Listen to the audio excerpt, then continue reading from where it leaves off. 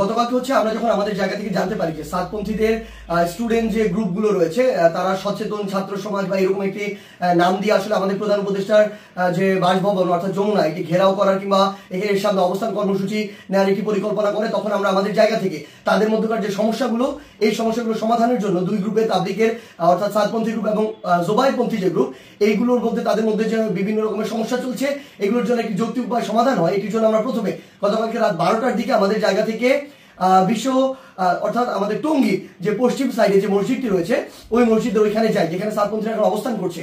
সেই জায়গাটিতে আসলে আমরা গিয়ে তাদের সাথে রাত 12টা থেকে প্রায় 2টা পর্যন্ত কথা বলি এবং তাদের জায়গা থেকে তারা যে চিন্তাটি করেছিল সকাল 10টায় এখানে তারা অবস্থান কর্মসূচি ঘোষণা করবে এরকম একটি কথা ছিল এবং তারা বলেছিল এটি কেন, কারণ তারা মাওলানা সাদ সাহেবের ভিসা চায় এবং তারা তাদের জায়গা থেকে 5 দিনের জোর করার 20 থেকে 25 তারিখ পর্যন্ত জোর করার একটি দাবি জানায়।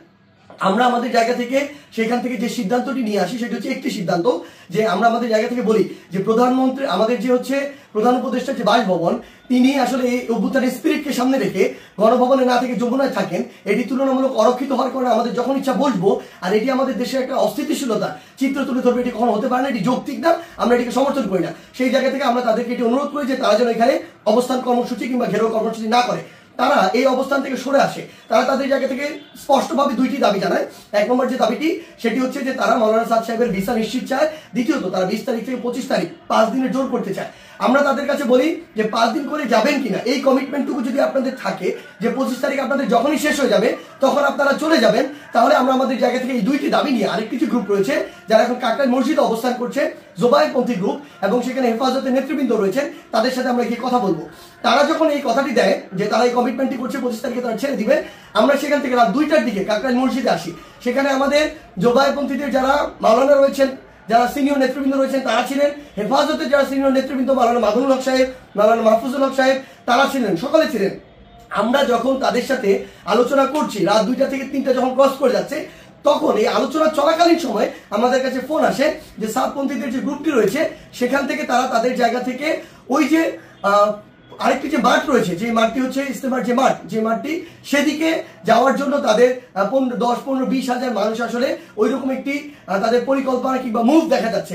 আমরা সাথে সাথে সাতপন্থীদের যে মাওলানা আব্দুল্লাহ সহ আরো 2 জনকে ফোন দিয়ে বলি যে আপনাদের সাথে এটি কথা হয়েছে যে আপনারা 10টা এখানে বসবেন না এবং আপনাদের 2টা দাবি নিয়ে আমরা আমাদের জায়গা থেকে এখনই আরেকটা গ্রুপের সাথে কথা বলবো, কালকের মধ্যে অর্থাৎ আজকেই আপনাদের 2 গ্রুপের বসার ব্যবস্থা করব, মাওলানা সাদ সাহেবের ভিসা বা এই সংক্রান্ত আলোচনা সেখানে হবে। এই যে আমাদের 5 দিন যে আপনারা থাকতে চাচ্ছেন এই কমিটমেন্ট যদি আপনারা দেন সেটি নিয়েও সেখানে আলোচনা হবে। যখন আমরা জানতে পারি তাদের দিকে মুভ করছে আমরা তাদেরকে স্পষ্ট করে বলি আপনারা যদি সেদিকে মুভ করেন আমাদের আলোচনা চলাকালীন তাহলে আপনারা আমাদের আলোচনাকে অসম্মানিত করছেন এবং আমাদের প্রতি যে শ্রদ্ধাটুকু রাখা উচিত আপনাদের সেটুকু আপনারা রাখছেন না। সেটি যদি করেন তাহলে আপনাদের পক্ষে আমাদের অবস্থান থাকবে না, একদম ক্লিয়ার বলে দিই। এবং আমাদের জায়গা থেকে এরকম কোনো মেসেজই ছিল না যে আপনারা ওইখানে চলে যান 5 দিনের জন্য অবস্থান নেন। এটা কোনোদিন আমরা একটা প্রতিনিধি দল কখনো বলতে পারি না। এটা পুরো একটি সরকারের বিষয়, মন্ত্রণালয় বা উপদেষ্টাদের বিষয় এবং প্রশাসনের সামগ্রিক একটি ডিসিশন। ইভেন গাজীপুর মেট্রোপলিটন পুলিশের ডিসিশন দেওয়ার কেউ না।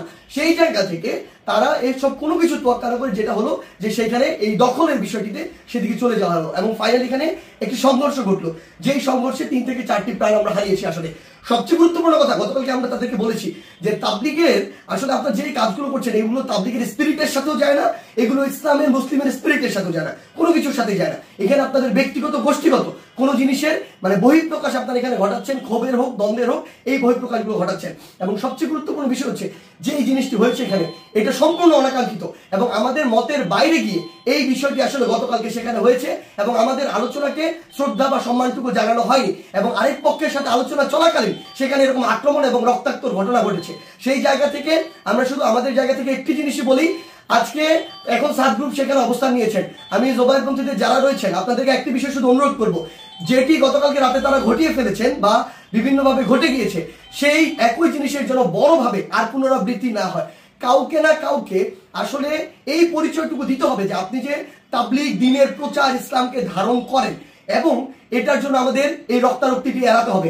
আমরা যেন এই মনে না করি যে এখানে জীবন দিয়ে দিব আর শহীদ হয়ে আমি জান্নাতে চলে যাব।